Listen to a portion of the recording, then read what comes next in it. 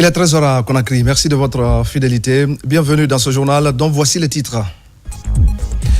Coopération sino-guinéenne, le groupe d'amitié des deux pays veut redynamiser leurs relations. Le deuxième vice-président du CNT a rencontré l'ambassadeur de Chine en Guinée. La coopération interparlementaire au centre des débats et nous allons en parler tout à l'heure. Les acteurs locaux des communes de Conakry se perfectionnent. Une formation sur le guide harmonisé et les outils de planification.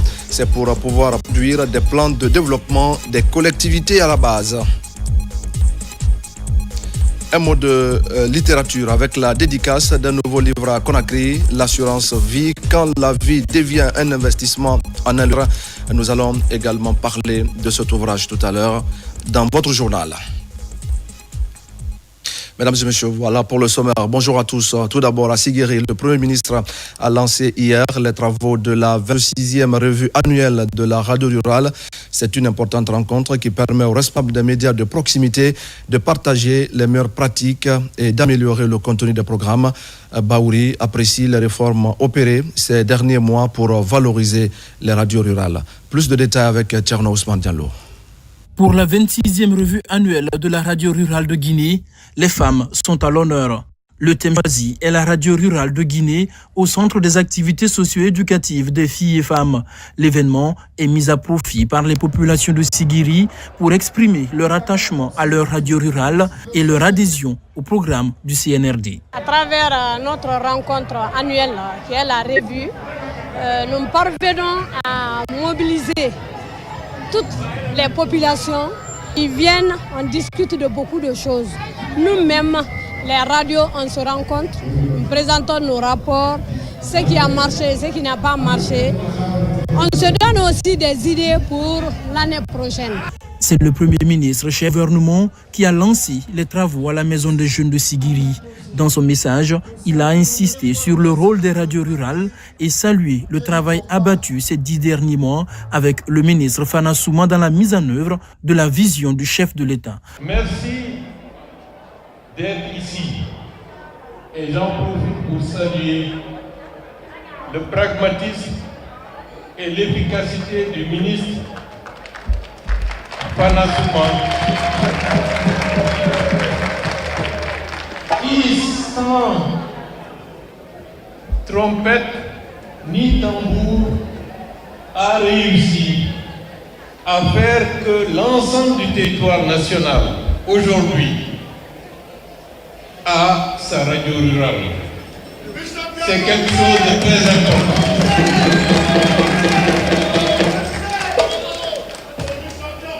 La radio rurale, c'est la présence de l'État guinéen dans toutes les parcelles du territoire national.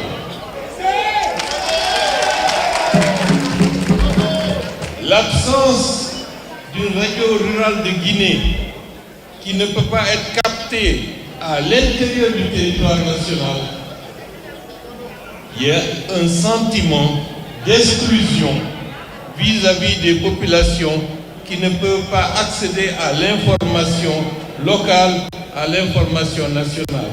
C'est la raison pour laquelle nous l'avons soutenu et encouragé pour que toutes les préfectures de la Guinée puissent avoir leur radio rurale. On a connu beaucoup de soubresauts et on a rencontré beaucoup de difficultés. Mais ce temps est en train de changer. Aujourd'hui, avec le CNRD et le général Mamadi Doumbouya, nous avons une vision plus claire, plus lucide, plus intelligente de la manière dont il faut mener la gouvernance pour servir principalement les intérêts de notre pays. Radio rurale assumée avec professionnalisme, avec une vision, j'allais dire, pleine d'innovation, la tâche qui est la vôtre dans un contexte où tout est à redéfinir. Je sais que nous allons gagner la bataille de la consolidation de la paix dans ce pays. la bataille de la refondation. La revue annuelle de la radio rurale va durer 48 heures. Je le disais tout à l'heure au sommaire, le groupe d'amitié Chine-Guinée, conduit par le deuxième vice-président du Conseil national de transition, reçu en audience ce mardi par l'ambassadeur de Chine en Guinée. Les entretiens ont porté essentiellement sur la coopération interparlementaire. C'est un compte-rendu de Robert Sidi Tolno et de Mohamed Diansane. C'est le deuxième vice-président du CNT, Elhaj Fassine Silla, qui a conduit la délégation ici à l'ambassade de la Chine en Guinée, composé des conseillers issus du groupe d'amitié Né-Chine et quelques membres du bureau du CNT. Les émissaires du docteur Dansa Kourouma sont venus solliciter la dynamisation de la coopération interparlementaire. Cet entretien sur fond de franche collaboration et de bons partenariats entre la République de Guinée et la République populaire de Chine a permis à ces deux parties de se pencher aussi sur plusieurs sujets d'intérêt commun. En juin 2023, au Conseil national de la transition, CNT, nous avons mis en place un groupe d'amitié qu'on appelle le groupe d'amitié Guinée-Chine. Du côté de la Chine aussi, il y a un groupe d'amitié Chine-Guinée. Mais nous n'avons pas encore eu l'occasion de donner du dynamisme aux relations entre ces deux groupes d'amitié. Et nous avons pris au CNT l'initiative justement de faire ce travail, de donner vie à ce groupe d'amitié. À l'issue des entretiens, l'ambassadeur de la Chine en Guinée a exprimé sa satisfaction avant de promettre l'établissement d'un partenariat fécond entre les deux groupes d'amitié. Nos deux parties ont exprimé notre envie, notre désir de renforcer davantage les relations entre nos deux pays et les relations interparlementaires entre nos deux pays. On est déterminé de travailler ensemble pour donner un nouvel élan, un nouveau contenu aux relations entre nos deux pays. À travers cette rencontre, la Guinée et la Chine se disent déterminés à travailler main dans la main pour donner un nouvel élan aux vieilles relations entre les deux pays. Dans l'actualité encore, l'administration et contrôle des grands projets en visite dans certains chantiers du pays profond. C'est une mission mixte qui évalue l'état d'avancement des travaux et de signaler également les insuffisances qui sont constatées à certains endroits. Abdul Karifa Keita, Abakar Junior Kamara. Sur instruction du président de la République, l'administrateur général des grands projets visite plusieurs chantiers de développement à l'intérieur du pays. Première étape, la région de Kindia. Ici, des travaux de construction des voiries urbaines jusqu'au chantier touristique du voile de la mariée, en passant par le centre régional d'artisanat et le centre d'hémodialyse, tout a été visité par Ibrahima Abediallo et sa suite. L'objectif est d'évaluer le niveau d'avancement s'il est conforme au montant décaissé. Autre enjeu, envisager des dispositions idoines à prendre pour des chantiers en souffrance. Pour ce qui est de la voirie urbaine de Kindia, il faut aujourd'hui rappeler qu'il y a quand même 2 contrats qui sont en cours d'exécution dans Kindia. Ces 2 contrats totalisent un linéaire de plus de 23 km. Et à date, nous constatons qu'il y a plus de 20 km qui ont été réalisés, et ce depuis le 5 septembre. Donc c'est déjà une bonne nouvelle au vu de la qualité des infrastructures qui sont construites, mais aussi au vu du chronogramme qui a été très serré, mais qui démontre aujourd'hui une vraie volonté des autorités d'offrir à nos populations des infrastructures dignes de nom. Félicitons et nous remercions le général Mamadi Doumbouya, président de la République, chef de l'État, chef suprême des armées, pour avoir initié toutes ces infrastructures dans notre région. Si l'administrateur des grands projets vient voir ces infrastructures qui sont, je peux dire, en souffrance, j'espère qu'après son passage, tout sera mis en œuvre pour accélérer et achever ces infrastructures. Depuis l'avènement du CNRD en 2021, 20 km de goudron sont réalisés dans la commune urbaine de Kindia. Et le centre d'hémodialyse est à 98% du taux d'exécution. Nous essayons de mettre à la disposition dans les jours à venir le centre régional d'hémodialyse, un projet présidentiel qui tient à cœur aux autorités du CNRD, à monsieur le ministre de la Santé, pour pouvoir faciliter la prise en charge des patients souffrant d'insuffisance rénale chronique et d'hémodialyse. La valorisation des sites touristiques est aussi dans les priorités du gouvernement. Le voile de la mariée à Madina Woula dans Kindia changent de physionomie avec des bâtiments flambant neufs. Actuellement, nous sommes dans le foyer 1, intitulé Samaya, qui est beaucoup avancé. Nous sommes à 90 à 95% par rapport à ce foyer qui est là. Nous avons encore le deuxième foyer, qui est Madina Oula, qui a également beaucoup avancé, vous venez de constater. Il y a le troisième foyer encore, qui est Sougeta. Nous avons fait 7 km. Maintenant, l'ensemble de V, c'est sur 8 km 500. On a fait des dallos, des caniveaux, des travaux confortatifs aussi qui sont en cours. L'administrateur général des grands projets veut évaluer le niveau d'avancement de tous les projets et répertorier toutes les difficultés qui empêchent l'évolution des travaux. On va parler maintenant de la célébration de la journée de l'état civil dans la commune de Matoto. Les résultats obtenus lors des audiences foraines et les formes engagées étaient au cœur de cette célébration. Et en termes de délivrance des actes de naissance sécurisés, Matoto enregistre le plus grand nombre. Moussa Bangoura et Ousmane Kamara. À la mairie de Matoto, au compte de la célébration de la journée de l'état civil, l'officier chargé de la gestion du registre de la population se félicite des réformes engagées par son service pour mieux satisfaire les citoyens à la base. Il s'agit notamment de la digitalisation des faits et actes d'état civil et les résultats obtenus lors des audiences foraines en synergie avec le PN Ravec et le tribunal de Mafanko, où plus de 17 000 actes de naissance ont été délivrés aux citoyens. Lorsqu'ils ont lancé l'audience foraine, on était obligé de passer parfois la nuit ici, parce que déjà on dit tous que Matoto est premier. Donc on s'est battu pour qu'au moins qu'il y ait satisfaction. La statistique Matoto, vraiment, par rapport aux efforts, nous avons fait 171 exercices. Donc, c'est avec beaucoup d'efforts, mais chapeau pour le personnel. L'objectif du gouvernement est de doter chaque citoyen d'acte de naissance numérique, avec le record de délivrance des actes enregistrés à Matoto. Le personnel du service d'état civil a été encouragé pour de nombreux services rendus à la population.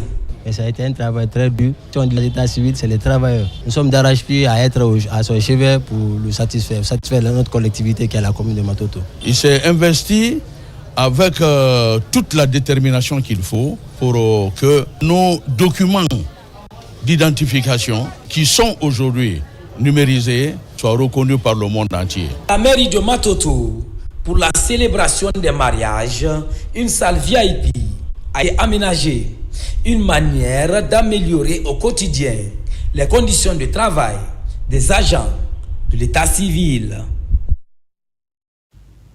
Et pendant ce temps, les acteurs locaux des communes de Conakry sont à l'école du guide harmonisé et outils de planification de deuxième génération. L'idée est d'amener ces responsables à s'approprier le contenu du document afin qu'ils puissent renforcer leurs compétences dans l'élaboration des plans de développement locaux. Mohamed Lamine Kamara.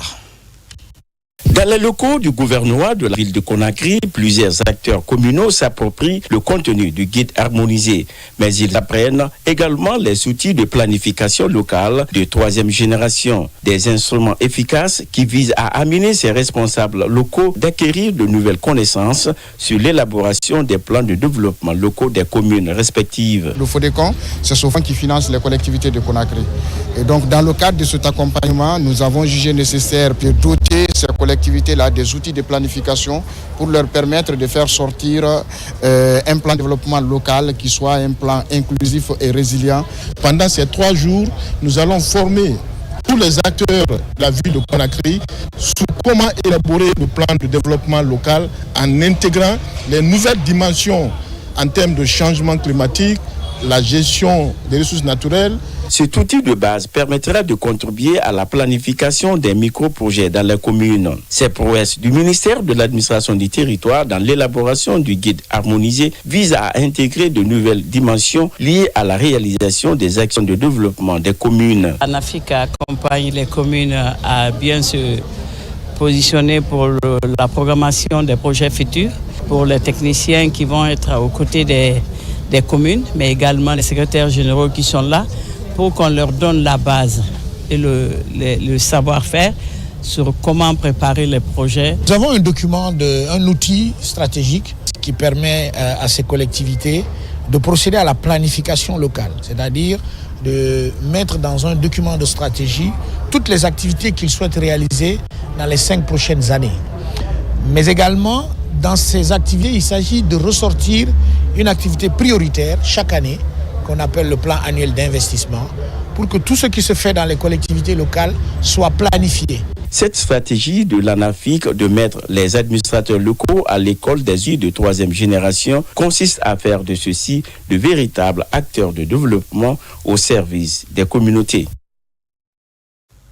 On en vient maintenant aux préparatifs des examens nationaux. Et tout d'abord, dans la région de Mamou, acteurs du système éducatif sont en conclave pour des examens crédibles dans la région. Des annonces sont faites pour rendre plus efficace la gestion de ces évaluations. RTG Mamou, Mamadou Patebalde.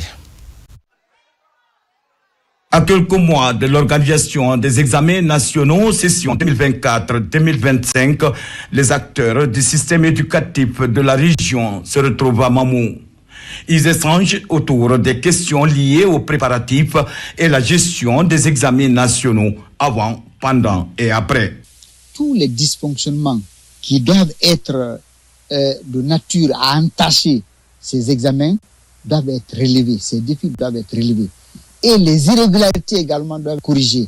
On doit lutter efficacement contre la fraude sous toutes ses formes. Que ce soit des examens dépourvus de toute contestation, de tout problème, de tout recours, pour quelque raison que ce soit, tous les acteurs, à tous les niveaux, s'acquittent correctement du rôle qui doit être le leur.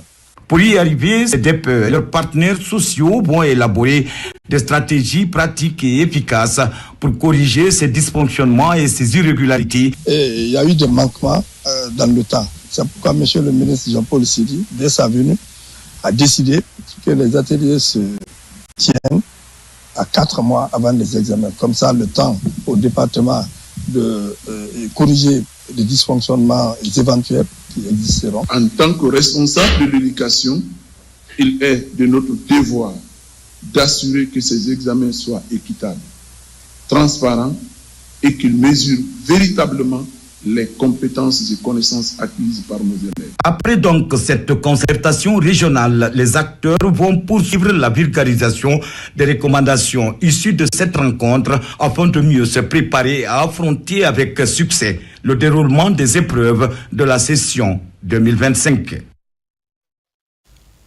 Même exercice à Bokeh, où les acteurs du système éducatif se concertent également. Ils examinent les pistes de solutions pour la réussite de ces évaluations. Le respect des règlements édictés par le département et la mobilisation des encadreurs étaient au centre des débats. Younous Atawel Kamara. Cette formation regroupe l'ensemble des responsables en charge de l'éducation de la région de Bokeh. C'est dans le cadre des préparatifs des examens nationaux qui doivent se dérouler dans quelques mois sur l'ensemble du territoire national. Durant 2 jours, tous les sujets liés au bon déroulement de ces évaluations sont examinés par ces acteurs du système éducatif. Il est important de noter que la session 2025 se déroulera au moment où de nouvelles mesures de qualification de ces évaluations rentrent en vigueur. Il s'agit notamment de l'inscription en ligne des candidats au CEE, le renforcement des capacités des chargés des examens et gestionnaires de bases de données, la démultiplication du nombre de centres de proximité pour les élèves d'entrée en 7e année, la prise de disposition pour l'accès facile au personnel à mobilité réduite dans les centres d'examen. Mobilisons-nous pour la réussite des examens nationaux est le thème central de cette formation initiée par le ministère de l'enseignement préuniversitaire et de l'alphabétisation. L'occasion pour le gouverneur de Bokeh d'inviter chacun à une synergie d'action pour plus de réussite en faveur des candidats de la région. Nous avons suivi avec une attention très soutenue les recommandations ici de cet atelier et j'imagine qu'aucun aspect n'a été occulté parce que de l'aspect sécuritaire et tous les autres aspects ont été pris en compte pour que le déroulement des examens nationaux session 2025 se passe dans les meilleures conditions.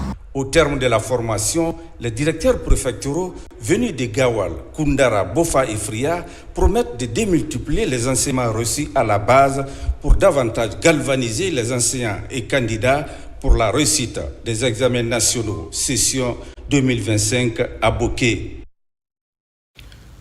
Et puis c'est un grand pas qui vient d'être franchi dans l'élaboration d'un nouveau programme d'enseignement en Guinée. Les cadres de l'INRAP mettent les bouchées doubles pour présenter le nouveau curricula dès la prochaine rentrée des classes. Et ce mardi, le schéma a été présenté aux partenaires techniques et financiers pour amendement avant sa validation. Abdulaziz Baldé.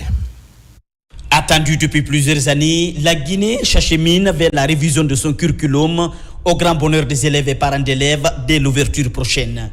Le ministère de l'enseignement préuniversitaire et ses partenaires techniques sont au dernier réglage afin de présenter de nouveaux programmes d'enseignement. Comprenez que le CPE, CP2, déjà, le rythme est bon. Et maintenant, avec cette rencontre-là, on va faire la feuille de route pour le CE et le CM.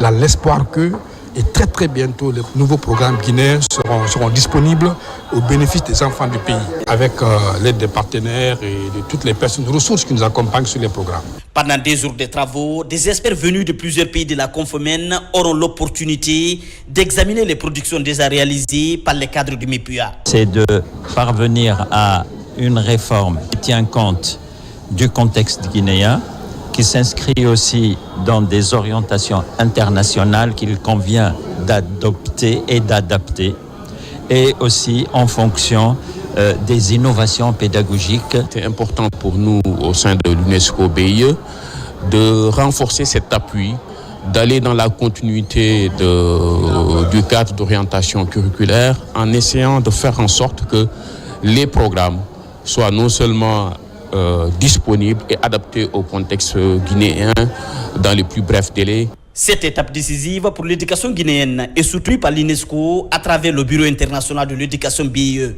En ligne de mire, élaborer de nouveaux programmes plus efficaces et adaptés aux réalités éducatives. Dans l'actualité encore, dans la sous-préfecture de Damaro, au pied du mont Simandou, une grande cérémonie de lecture du Saint-Coran vient d'être organisée par les fils du terroir et c'est dans le but d'implorer la grâce de Dieu pour la préservation de la paix et en soutien aux œuvres du CNRD. Une cinquantaine d'imams ainsi que des autorités locales ont pris part à la cérémonie. Mohamed Salou.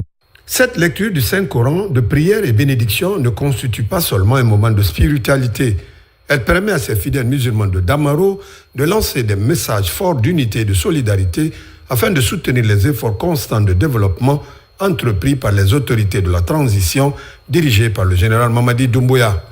Je suis vraiment content aujourd'hui que une fois dans ma préfecture, précisément dans ma sous-préfecture d'Amaro, qu'il y ait une lecture du Saint-Coran pour prier pour toute la République, toutes les filles et fils de ce pays, mais sous l'égide du président, le général d'armée Mamadi Doumbouya, mais également le Premier ministre, le champion de la primature, qui, depuis son avènement au pouvoir en Guinée, qui a toujours rassuré le peuple de Guinée. Le développement amorcé par les autorités de la transition, basé sur des principes de paix et de cohésion sociale, est bien perçu par les fils ressortissants et résidents de Damaro. Damaro, c'est la capitale de Simandou. Aujourd'hui, tous les 84 villages, les grands imams de 84 villages sont réunis ici.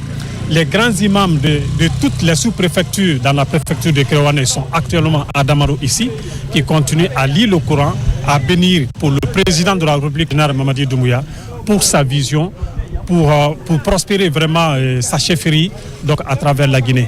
Que Dieu accompagne Monsieur le Président, Son Excellence le Général Mamadi Doumbouya, dans ses meilleures actions, surtout le problème de Simandou 2040, qui est en cours comme ça. Vraiment, c'est une bonne initiative. Que Dieu l'accompagne dans son grand pas.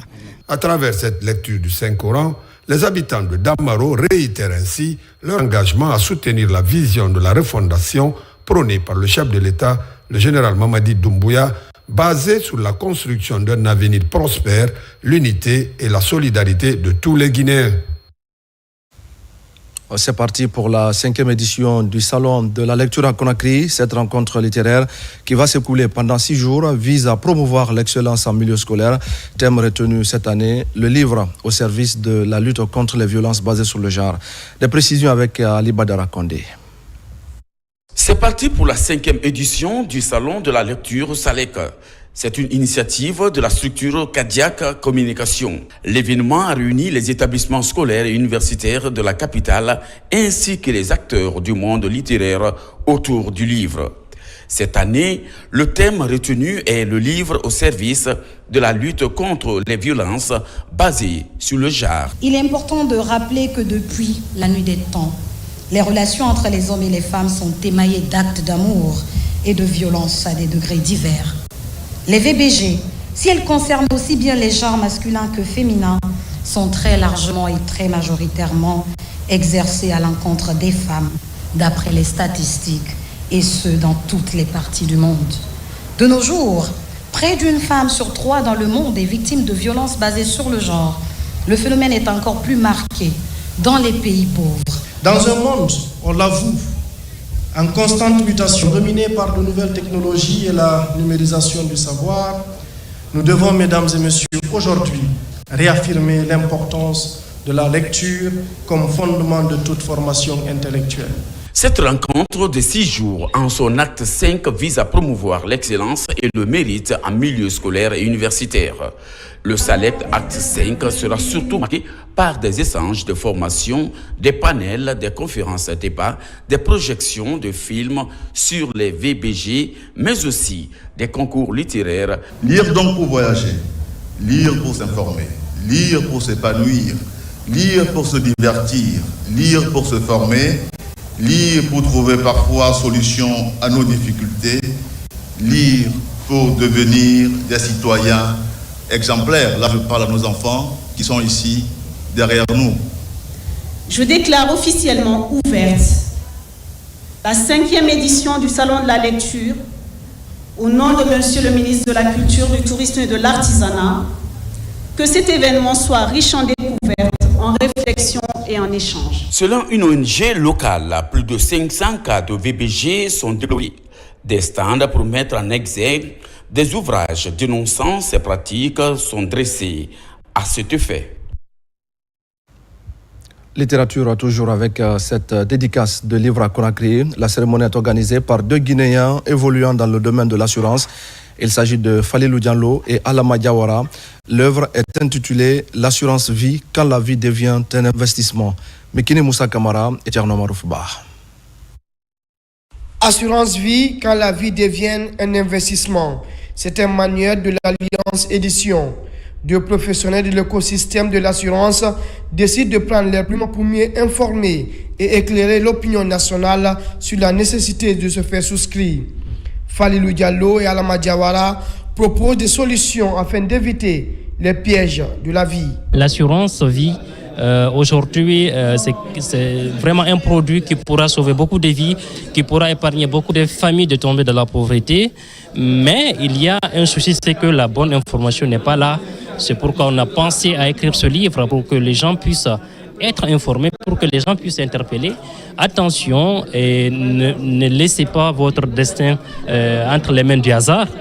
Planifiez-vous, anticipez.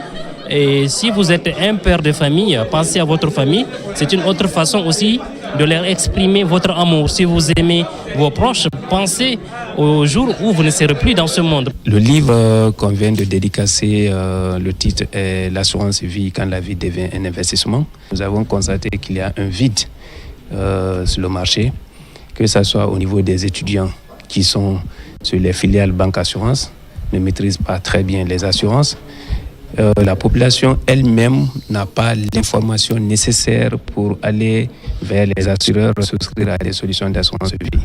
Et d'où notre volonté à mettre un élément à la disposition de tout le monde afin que l'assurance vie devienne une réalité et non quelque chose qui dit bon, les assureurs sont des arnaqueurs et autres. Il faut leur donner des informations claires afin que la population puisse préparer leur avenir, mais également l'avenir de leur progéniture. Les chapitres successifs du livre couvrent plusieurs aspects clés de l'assurance vie. Ce livre représente vraiment tout ce que je souhaitais, parce que c'est à cause de ça que je suis venu ce soir. J'estime qu'à mon retour, non seulement le fondateur, mes encadreurs, l'ensemble de mes étudiants, je vais leur présenter le livre, leur dire vraiment combien de fois ce livre peut être important pour tout le monde. La définition de l'assurance, la souscription d'un contrat en passant par le rôle et la gestion des risques pour les entreprises et les institutions financières. Et voilà, mesdames et messieurs, c'est la fin de ce journal. Merci à tous de l'avoir suivi. Je vous retrouve tout à l'heure à 17h pour un nouveau point sur l'actualité. À tout à l'heure.